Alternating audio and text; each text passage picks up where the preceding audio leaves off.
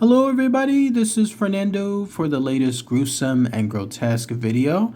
As always, I just do these videos randomly when I come across something that I read online, either through the Google News app or something else that I read elsewhere. Such was the case with a story that was shared to me on my Facebook page, and from it I read the information and I just knew I had to share it here. This is because this is a very unfortunate set of circumstances that befell this tragic woman, but it gave her, unfortunately, the horrendous moniker, the ugliest woman in the world. But when I was reading all the information tied to it, it showed just how beautiful she was, both inside and outside, when it came to her actions and what she did to support her family. And I wanted to absolutely just feature it here within this playlist. But it has to do with this. You're looking at a picture of her now, as you can see, as far as the moniker, and what I'll talk about that more in a minute. That's what brought her all of this attention. Her name was Mary Ann Bevin, and she went by the ugliest woman in the world. So let's go ahead and let's share all this information associated with her. I'll talk about her early life and then what happened to her that led to some of the other circumstances afterward. And then I'd love to hear what your thoughts and comments are on there too. So who was Mary Ann Bevin?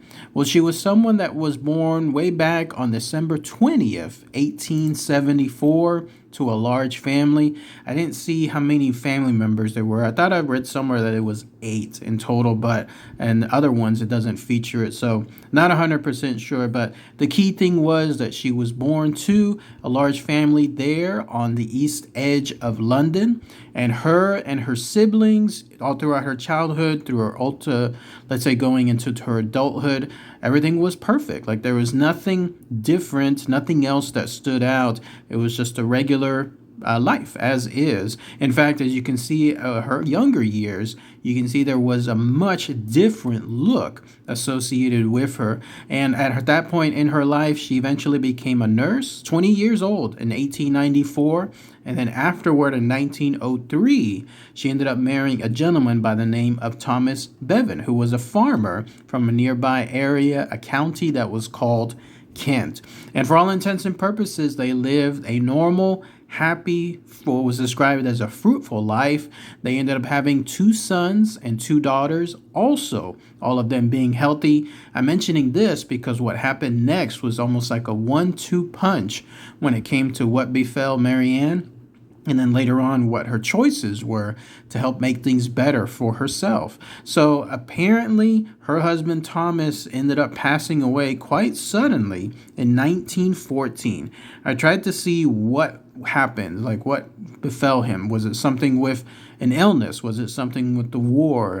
Who knows? Nothing. I could really produce nothing at this time, but if anybody has any more information, something to list below on that, then please do so.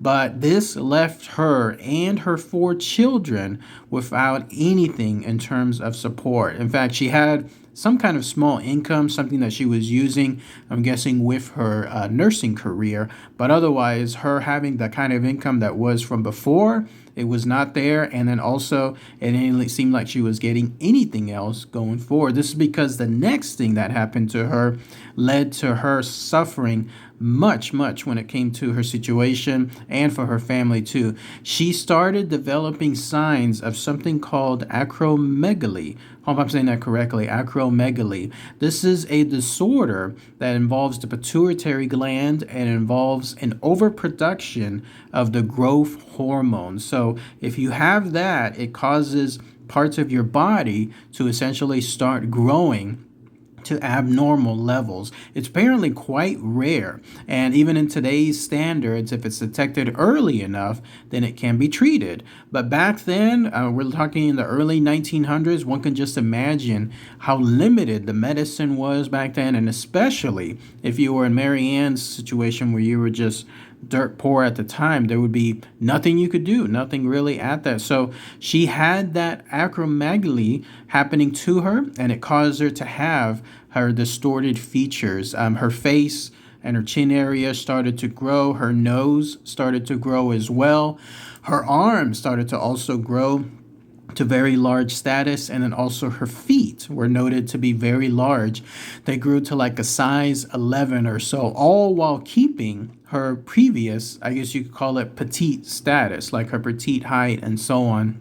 And so that caused her to have her features changed well beyond the recognition that she had from before. As you can see here, it's like a side-by-side comparison. This was something that, again, befell her all while having her husband recently pass away and trying to, again, care for her family. What happened next, though, was this. She was apparently struggling to find work. With this permanent disfiguration that befell her, she couldn't have any work done. It was just that bad back then. People would not hire her because of how she looked. I guess her nursing career just completely went by the wayside because of it as well. She was resorted to do just basic odd jobs here and there in order to make sure that something could be given to her family.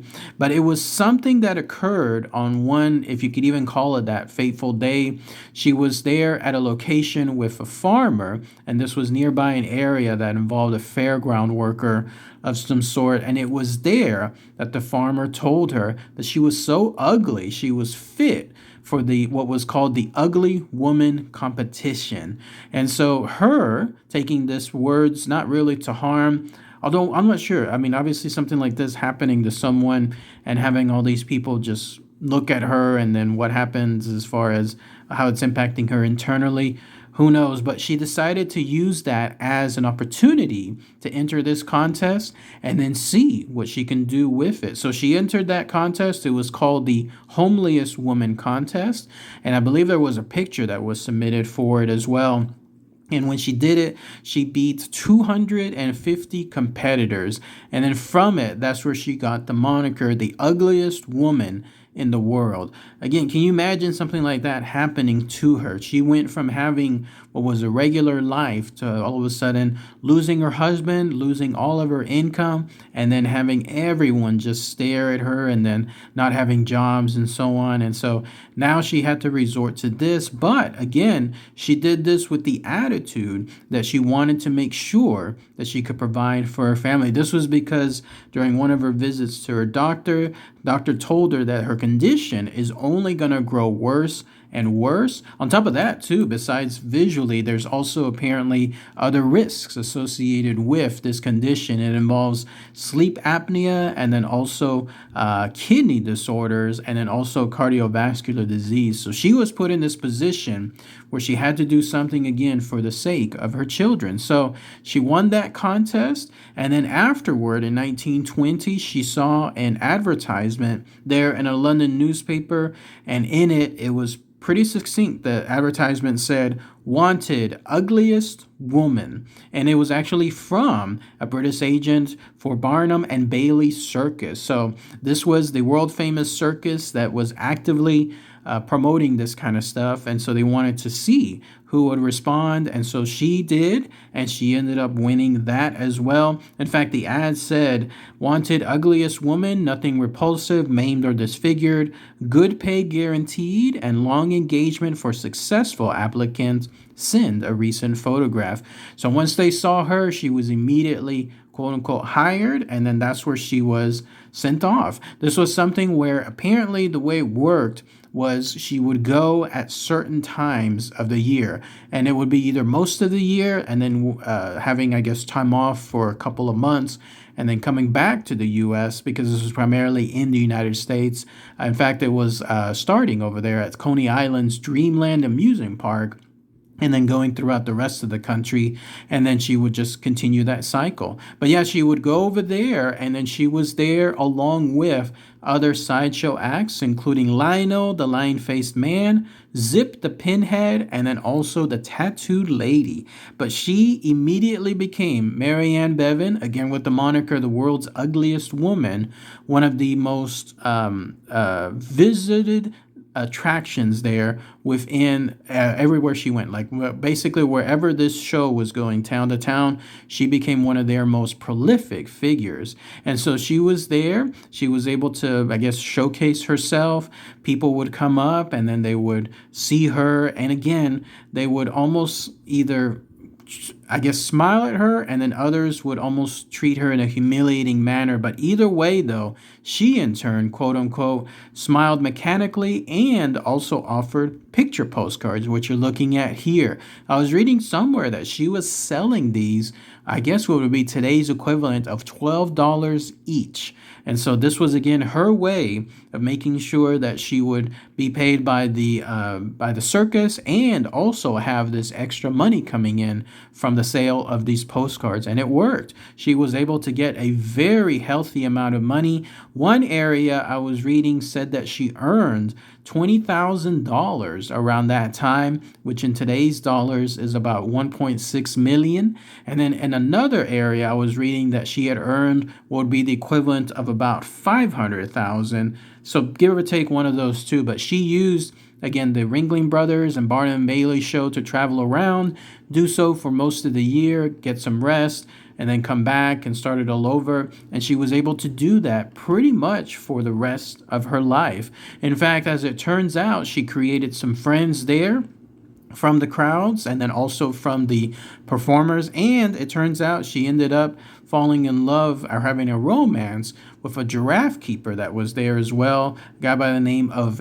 Andrew. And at one point, she even underwent some kind of makeover that was at a New York beauty parlor. And even though, again, some of the people there were cruelly noticing her looks and the contrast associated with makeup on her and how it's, according to them, probably they were thinking that's not working. But still, she said to herself, I got to get back to work. And then that was it. When she saw her image in the reflection, and then she was back at it. And she did so all that time until she passed away at the age of 59 on December 26, 1933. In fact, she had a big funeral, and then she was buried at a place called the Southeast London's Brockley and Ladywell Cemetery.